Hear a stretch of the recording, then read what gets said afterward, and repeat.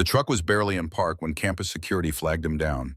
James Rollins, Army veteran, was helping his daughter move in 2 boxes left. No raised voices, just a warning: move the truck or face consequences. Then came the cruisers. Step away from the vehicle. She's my daughter. I'm just helping her. The taser fired before anyone spoke again. His body hit the concrete. Emma screamed. By the time paramedics arrived, the video had already hit social media. And by nightfall, the country knew a veteran was tased on a college campus for trying to carry a box. And the nation responded. James Rollins wasn't the kind of man who demanded attention. In fact, most who knew him would say he avoided the spotlight altogether. He was the kind of American who did his duty, kept his head down, and lived by a code that had guided him for decades: honor, service, and humility. Born in 1951 in a small town outside Lexington, Kentucky, James came of age during a turbulent time in American history. While many of his peers questioned the military, James felt a strong sense of responsibility. He enlisted in the United States Army at age 18, fresh out of high school, with no fanfare and no send-off party, just a backpack, a buzz cut, and a quiet determination to serve. What followed was 22 years of unwavering dedication. James rose through the ranks with quiet authority, eventually earning the title of Command Sergeant Major, one of the highest enlisted ranks in the Army. Those who served under him knew him as the quiet storm. He didn't yell, he didn't intimidate, and he never pulled rank unless absolutely necessary. Instead, he led by example by being the first to rise, the last to eat, and the one who never took credit for a mission's success. James Rollins served in Operation Desert Storm, and again later in Operation Iraqi Freedom. He didn't talk much about what he saw in combat, only that some memories are better kept inside. But among his medals were 2 Bronze Stars and a Purple Heart. When asked about them, he would just shake his head and say, "They belonged to the guys who didn't make it back." After retiring from active duty in 1991, James didn't slow down.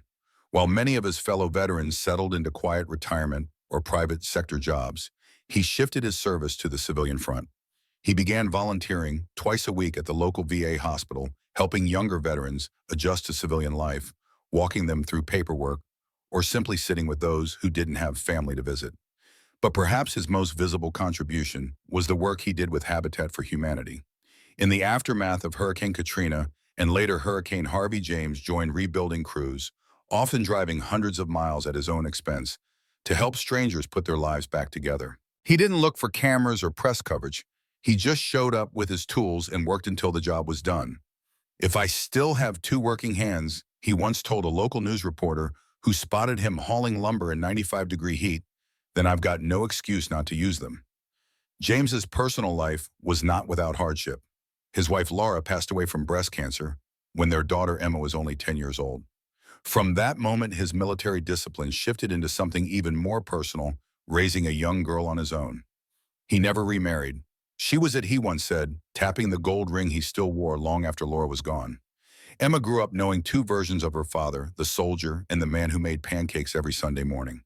He showed up to every school recital, waited in the car during every orthodontist appointment, and read the same bedtime story for months if it helped her sleep. He didn't talk much about his service unless Emma asked directly. Even then, his stories were more about the men he served with than about himself. In their hometown, James was known not for his medals, but for his consistency. He picked up trash during his morning walks. He paid for the coffee of the young Marine who just finished boot camp. He helped his elderly neighbor fix a sagging fence during the heat wave. There wasn't a spotlight in sight, but everyone knew who he was. So when James was tased in public, knocked to the ground by officers half his age, it wasn't just a man who fell. It was an entire symbol of quiet American dignity. This wasn't someone looking for trouble. This wasn't someone unfamiliar with discipline or respect. This was a man who had given his life, his youth, his body, his energy to a country that now stood by while he lay on the concrete in front of his daughter. He was quite simply the last man you'd expect to see in handcuffs. And yet there he was, unarmed, unthreatening, surrounded by flashing lights and cold stares. It wasn't just a moment of injustice. It was a moment of collective shame. The image of James Rollins sprawled on the pavement didn't just ignite outrage, it shattered illusions. If someone like him wasn't safe from this kind of treatment, then who? The irony was devastating. A man who had spent decades protecting the freedoms of others couldn't even park long enough to help his daughter move into a dorm room. The same man who had slept in the deserts of Iraq so that others could enjoy peace at home now found himself thrown to the ground for trying to carry a box. And that's who James Rollins is, not just a veteran, but a reminder of what it means to serve, and how easily that service can be forgotten. It was mid-August, just after 11 a.m., and the sun hung hot over the campus of Crestwood College, a small liberal arts school tucked into the hills of southern Ohio.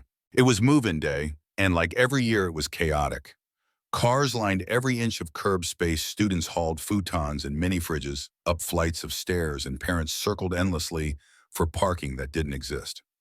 James Rollins wasn't looking for trouble. He had driven 7 hours from Kentucky to drop off his daughter Emma, a first-year psychology major, who had earned a partial academic scholarship. Emma had begged him not to worry about the logistics. "Dad, I can handle it, just drop me off and go," but James wouldn't hear it. He told her the same thing he had said when she learned to ride a bike. "I'm not leaving until I see you stand on your own." They arrived just before the lunch rush, and every lot was full. After circling twice, James pulled his truck up near the back entrance of her dorm. The sign said no parking, service vehicles only, but half a dozen other parents were doing the same thing. James figured he could get her last 2 boxes up to the room and be gone within 10 minutes. As he stepped out of the truck and grabbed a heavy cardboard box marked books, laptops, or important stuff, a campus security guard approached. The guard didn't yell, didn't demand anything, just pointed at the sign and said, "Sir, this is a fire lane. I'll need you to move." James nodded. "Just need 2 minutes to get my daughter's things inside. I'll be out of here before you're done walking back." The guard radioed something in, but didn't press further. James didn't think much of it. He and Emma walked toward the dorm, each carrying a box. He joked about the weight. She smiled. For a brief moment, everything felt right. 8 minutes later, just as they reached the sidewalk on their way back to the truck, 2 police cruisers rolled up quietly. No sirens, no lights, just 2 patrol cars pulling in fast and tight. Doors open. 2 uniformed officers stepped out. One officer, stocky, buzz-cut, maybe late 30s, walked briskly toward James. The other hung back but kept a hand near his hip. "You the one blocking the fire lane?" the lead officer asked. James stood upright, hands visible. "Just helping my daughter move in. I was about to move it now." "You were told to move it earlier," the officer snapped.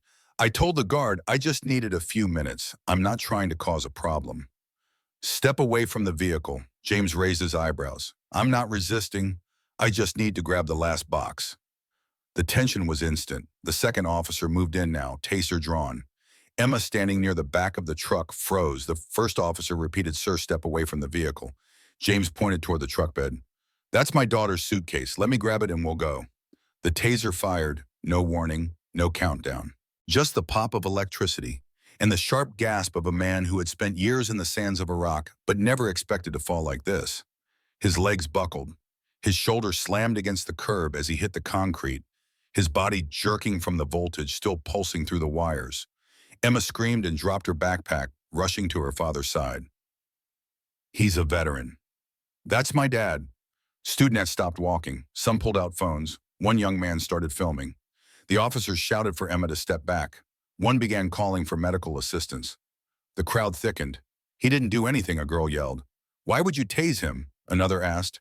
A bystander, possibly a senior, shook his head and said loud enough for everyone around him to hear, "Is this how we treat veterans now?" Within minutes, paramedics arrived. James was semi-conscious but unable to sit up. Emma held his hand, her eyes wide with disbelief. One officer tried to explain to a gathering faculty member that James had been non-compliant. The word hung in the air like a lie everyone could see through. James wasn't cuffed, but his dignity had been. It all happened so fast. From a simple request for a parking grace period to a man with military medals on his shelf lying on the pavement in front of his only child. The students kept filming. The video spread almost immediately. Within an hour, it had made it to TikTok, Twitter, and Facebook. But for those standing there that day, the story didn't need editing or narration or context. They had seen it with their own eyes, a veteran tased on a college campus for trying to carry a box. And as the ambulance pulled away, the silence left behind wasn't peace. It was the sound of a moment about to echo far beyond the campus gates. By sundown that same day, the footage had already racked up tens of thousands of views. The video was grainy, shot vertically by a student named Kyle Marks, but it captured everything. The moment James Rollins, a 72-year-old veteran, was tased, the sound of Emma screaming, the confusion, the silence afterward. No editing, no voiceover, just a raw, painful scene that spoke louder than any caption ever could. Within hours, the hashtags began to trend. From honor our veterans, #justice for James, #Tased for parking. Each post carried outrage. Some were short and searing. This man fought for our country, and now he's treated like a threat for helping his kid move in. Others were filled with disbelief. What kind of country do we live in where a man who wore the uniform is tased over a parking spot? But the post that cut deepest came from Emma herself. She uploaded a photo of her father in uniform holding her as a baby next to a still frame from the video showing him on the ground with taser wires still attached. Her caption read, "My dad served this country for 22 years. Today it couldn't spare him 2 minutes of respect." It was shared over 3 million times in 2 days. Local news was the first to pick it up. Veteran tased during move-in day at Crestwood College. But it didn't stay local for long. By the next morning, national headlines exploded. Decorated vet tased on campus. Crowd demands answers NBC. He served his country. Then he was tased while helping his daughter, TNN. Crestwood College under fire. After police incident goes viral, Fox News. What followed was a wave of national outrage, unlike anything the college had ever seen. Veterans groups mobilized almost immediately. The American Legion AMVETS and multiple state VFW posts released videos condemning the incident. One Vietnam vet posted a tearful reaction I've seen a lot in my life. But seeing that man on American soil on the ground like that broke something in me. Other veterans joined forces. Social media filled with videos of veterans in full uniform, standing in front of courthouses, state buildings, and college campuses holding signs that read, "He took fire for you. You tased him for parking. We salute James Rollins. Do you? Respect is not optional." Within 48 hours, marches began popping up across college towns in solidarity. At Ohio State, over 600 students and veterans staged a silent walk across campus, each carrying an American flag. Similar scenes unfolded in Pennsylvania, Texas, and California.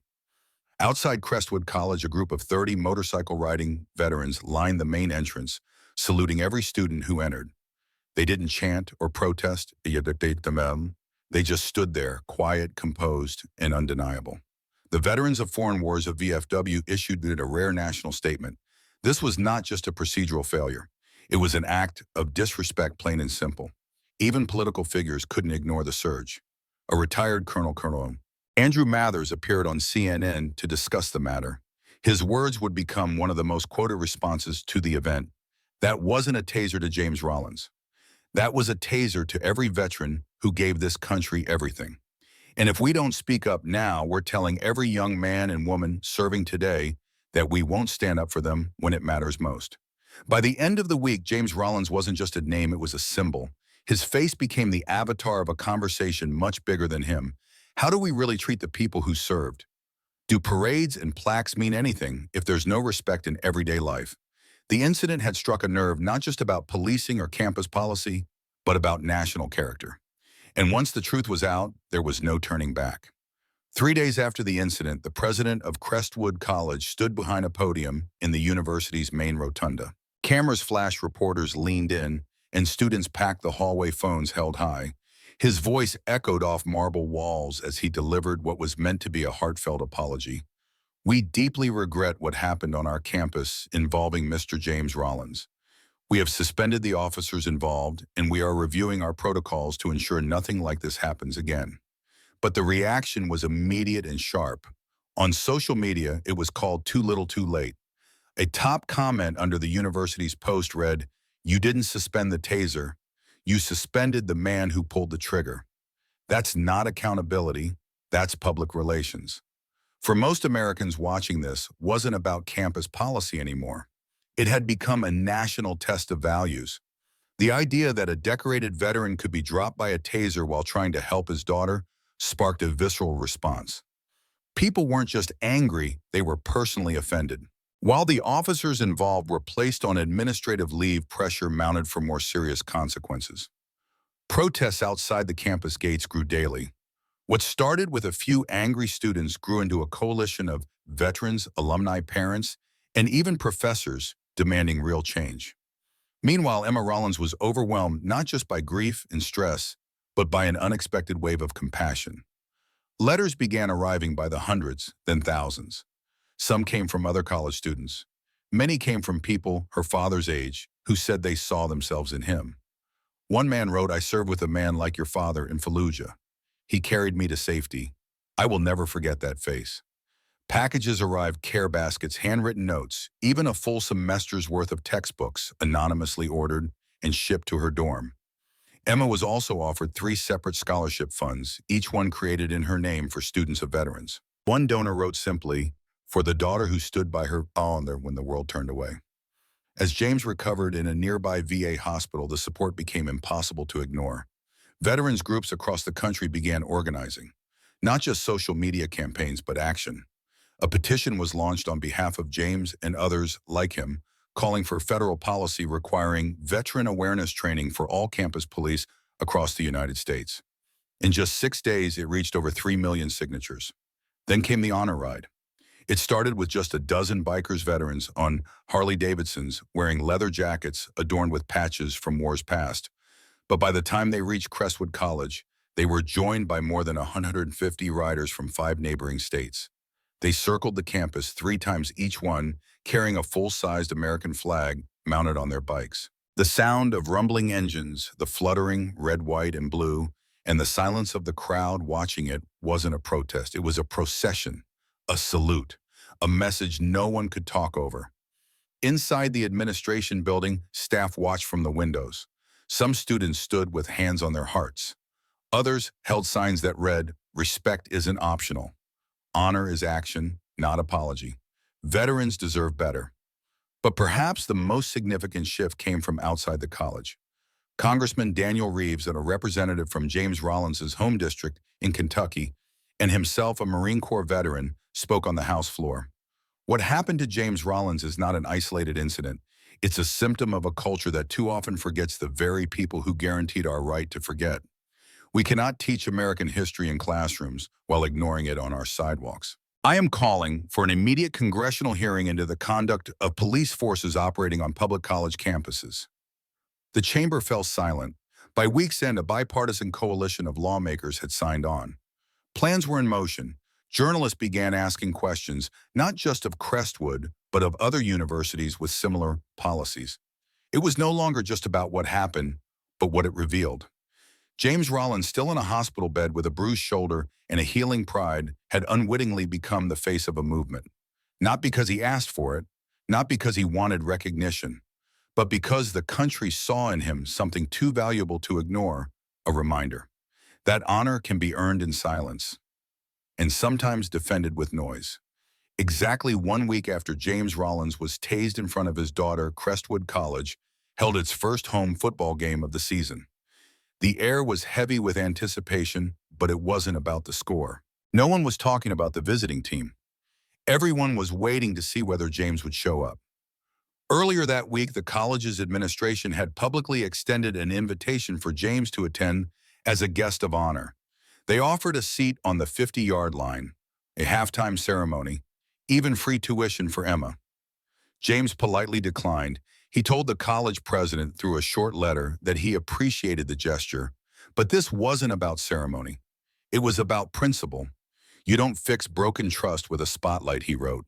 "You fix it with change." But while James stayed home that day, America did not forget him. As halftime approached, the announcer's voice rang out across the stadium.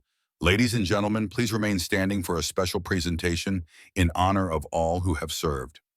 From the far tunnel, 50 uniformed veterans emerged, men and women from every branch of the military, each one in full-dress uniform. They walked in formation to the center of the field. No music, no fanfare, just footsteps and silence. At the 50-yard line, they turned to face the broadcast camera. One by one, they raised their hands in salute. No words, no applause. Just a moment suspended in time, a collective tribute to one man watching from a hospital bed miles away. Back in Kentucky, James sat upright in bed, the remote in his hand, Emma by his side.